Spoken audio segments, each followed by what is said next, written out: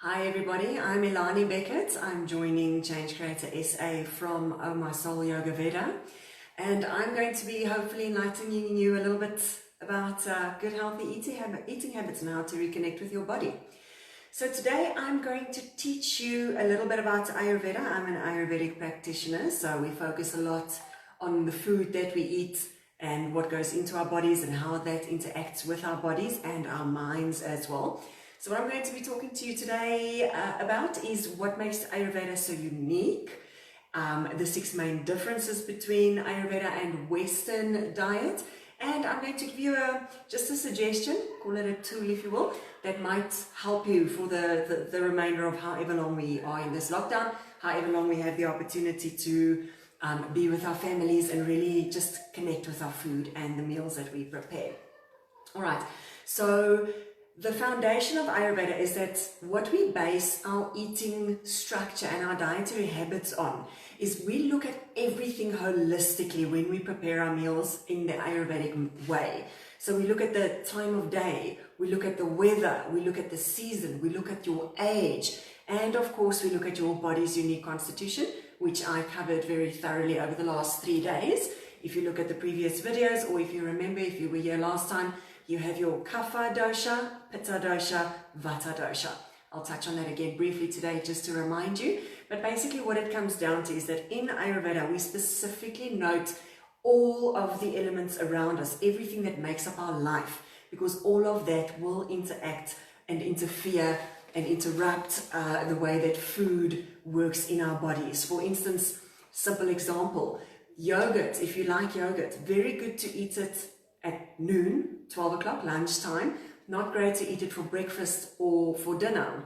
The reason for this is that noon is the highest, hottest time of the day. The sun is at its highest. That is the time that the fire energy of the external environment will connect and be at its strongest connection with your internal fire, your metabolism, the assimilation of nutrients, your digestion, your digestive fire. We call it Agni in Ayurveda.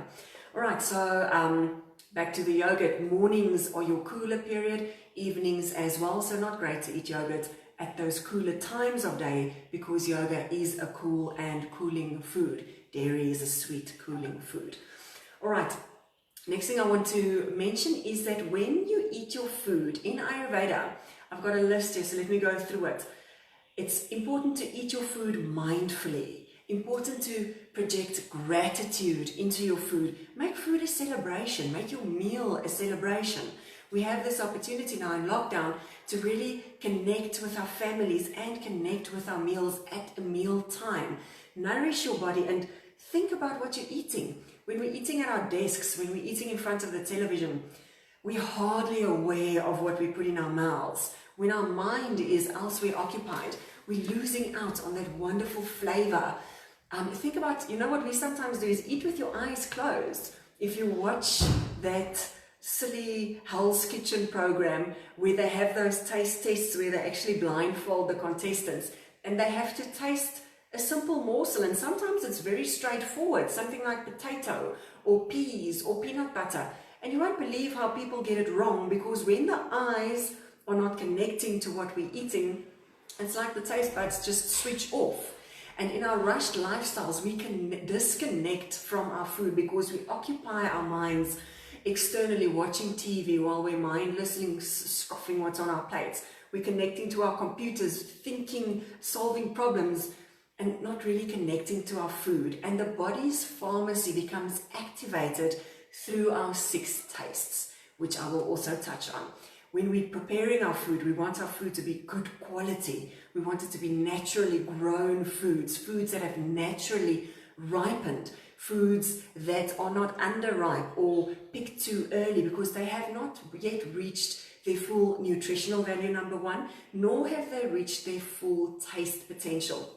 Anybody who's grown their own food, I've attempted to grow some vegetables in my life.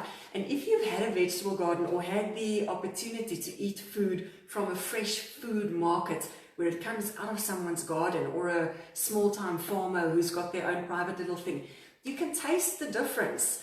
That homegrown lettuce is just sweeter and juicier. You can taste the difference between that and the thing that has been prematurely harvested and ripened with external hormones, as we so often find on the shelves. Also in preparing your food. I spoke about it yesterday when we were preparing the food. Prepare it lovingly. If you are preparing food and you're angry and you're throwing things together in a pot, it comes across, even if it's just on a subconscious level. We feel the energy of the food that went into it when it was prepared. I spoke about that very loveless sandwich we had on our way to the coast a couple of years ago.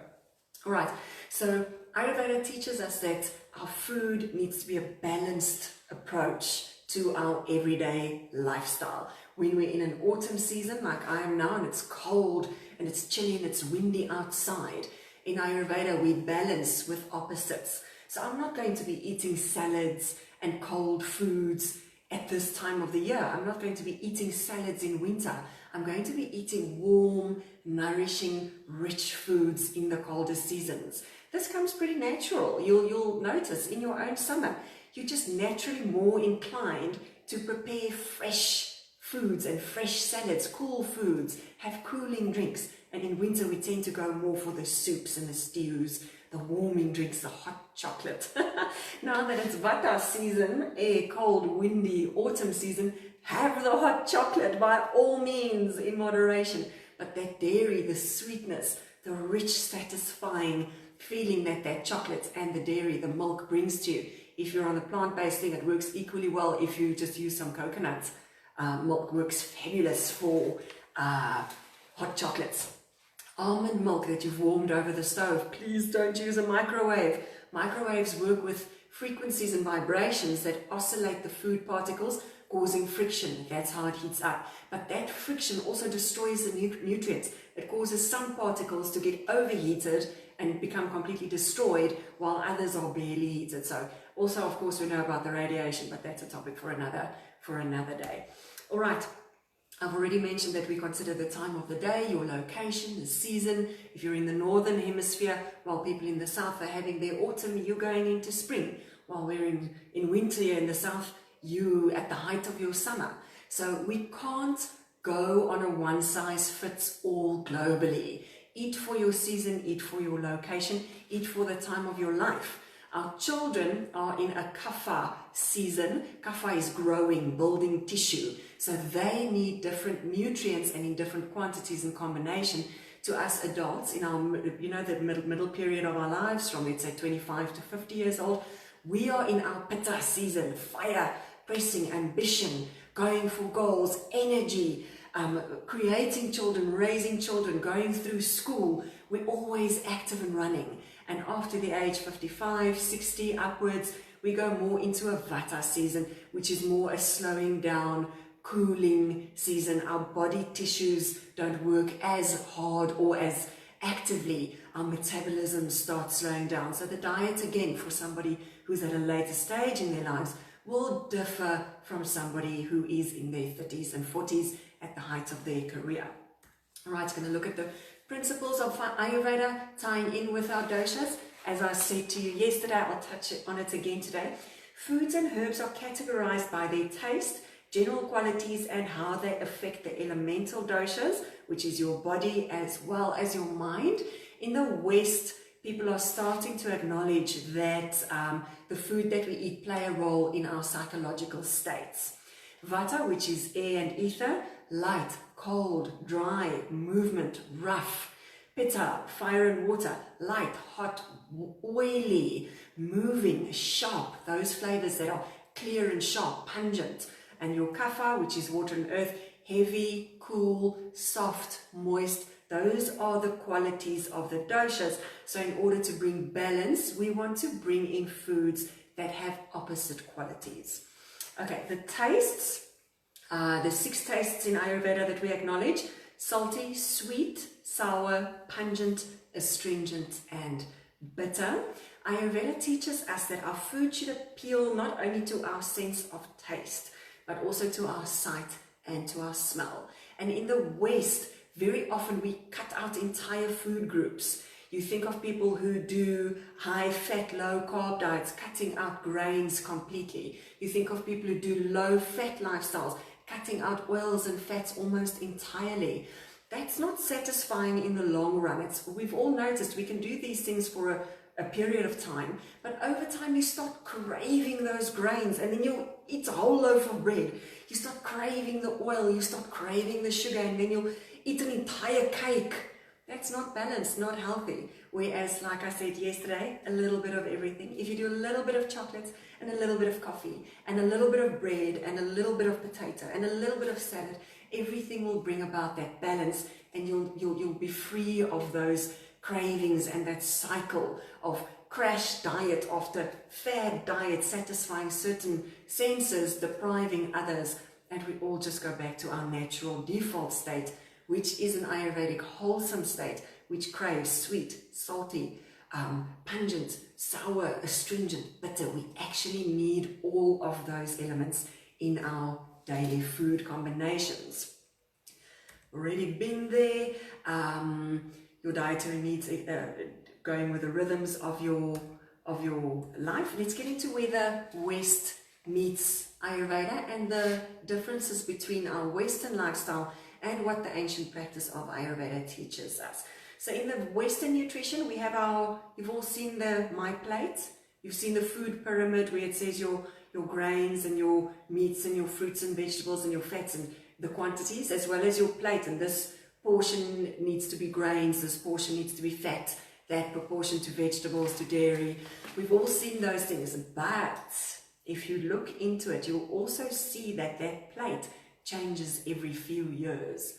So what is right and what is wrong? Why is my plate perfect in 2012, but in 2017 they turn it upside down again and the same plate doesn't work for me? This is a Western thing, and there's great controversy, and it tends to never agree. It's always changing. We're in Ayurveda, which is the older practice, 5,000 years old. We've come to realize that yes, the plate changes, but it doesn't change globally for a set period of time. The plate changes according to my needs, where I am in my life cycle, which season I'm in, what my body constitution. Am I a thin, wiry person? Am I a heavier person with a slower metabolism? Am I in the middle of my life where I'm a parent, where I'm running after kids? Am I a retiree with fewer responsibilities? Or am I a child, young adult, still growing? So my plate changes according to my life, not according to some prescribed organization telling us that the whole world, everybody should be eating exactly the same at the same time. That's where the controversy comes in. In Western nutrition, we tend to also make things good or bad. Where in Ayurveda, we recognize that something that's great for one person might be poison to another. Nectar to one is poison to another. In the West, you've seen 10 years ago, oil was poison. We had to all do low fat. Now oil is all the rage. We're all doing high fat diets. There was a time that dairy was poison and eggs was poison, and then it was the best thing again. This is all based on the nutritional value and the biochemical constitution of food that the West tends to focus on. Where in Ayurveda, we notice that if someone has a Vata constitution, that person can eat more oil, should eat more oil. Somebody of a Kapha constitution should avoid oil. Pitta, oil, not the best thing you can choose. Pitta, the fiery constitution, needs the cold, dry, light foods to cool us down, where an already cold and light Vata air person doesn't benefit from that exact same dish. The effects of food on our mood in Western nutrition, it's not really spoken about, though they have started now focusing on the result of processed foods, frozen foods, canned foods in the long run, making some ties to depression. Where in Ayurveda, we've known it for a very, very long time, that food gives us certain energy. Food can be fiery and hot, sending us into an emotional state that in Ayurveda we call it rajas, a fiery, energetic, emotional state. Food that has low nutritional value or that is laden with oil, heavy food, in the long run, it can send us into a state that we call tamas, or a tamasic state, which is a state of depression, lethargy, laziness, heaviness. That oil literally weighs the body down with its qualities. and food that have a vata quality, if we keep on eating the same thing, if we eat our foods and our meals balanced, we'll bring our body and our mind and our emotion into a state of balance, which is called sattva. When we are not feeling rushed or energetic or hot or emotional, we're also not feeling lazy or depressed or lethargic. We are just feeling good, we're feeling balanced, our mind is clear, and that is the state that we strive to and aspire to by a balanced plate. By a balanced plate, I don't mean a my plate where my portions are a certain size. I mean a balanced plate in the sense of our tastes being balanced. We have some sweetness, we have some sour, some salty, some bitter, astringent, all of those tastes in a combination that works well with our physical constitution. All right, so as I prepare my next couple of meals for you at 5 o'clock South African time on the Oh My Soul Yoga Veda page, I'll be teaching you more about the different tastes that need to be added. I started with that last night, showing you which constitution needs a little bit more salt and a little bit more spice. So we'll carry on with that. Last thing that I wanted to mention, a big difference between Western and Ayurvedic food choices, is that in the West, we rely heavily on calories. We're looking at those food lists and it's got so many calories and this is the sugar and this is the carbs and this is the this and the that. Where in Ayurveda, we focus more on the life force of the food. You'll hear me speak about life force when I'm cooking as well. Easy way to think about it is if you put it in the ground, will it grow? Yes or no? If it'll grow, it has life force. If it won't grow, it's dead. Processed food, very little life force. Life force comes into our tissues, into our cells. Yes, dead food has vitamins and minerals. Frozen foods will have the earth elements of vitamins and minerals, but it will not have the air and the ether elements of life force, of prana, to exchange with our bodies. We call it prana. You might know it as chi, like I said, life force. If you're eating those legumes, the beans, I'm going to make a lovely soup tonight. You're eating the legumes and cooking it from a packet of dry beans or dry peas. Those legumes, if you put them in the ground, they'll grow. You'll see if you soak them overnight and you leave them damp, they start sprouting. They're full of life force, good for us to eat. Whereas if you're preparing the same meal from a tin of peas, a tin of beans, those things have been cooked to death. There's no life force. Yes, there's fiber. Yes, there's iron. There's some minerals, not so much vitamins because they've been boiled to death. But they do have the minerals, but they do not have the life force to nourish your cells. All right, so that's my lesson for today. I look forward to seeing you again tomorrow. Justin is going to soothe our souls with a little bit of a message from his side, dealing with anxiety after Stanley's next session. Stanley's coming on right now on relationships, helping us deal with our confinement and our close quarters with our loved ones, people we're going to get to know on a whole different level in the next couple of weeks. So I'll see you when I'm cooking again tonight, and I will see you for yoga as well. Have a good day. I'll see you again.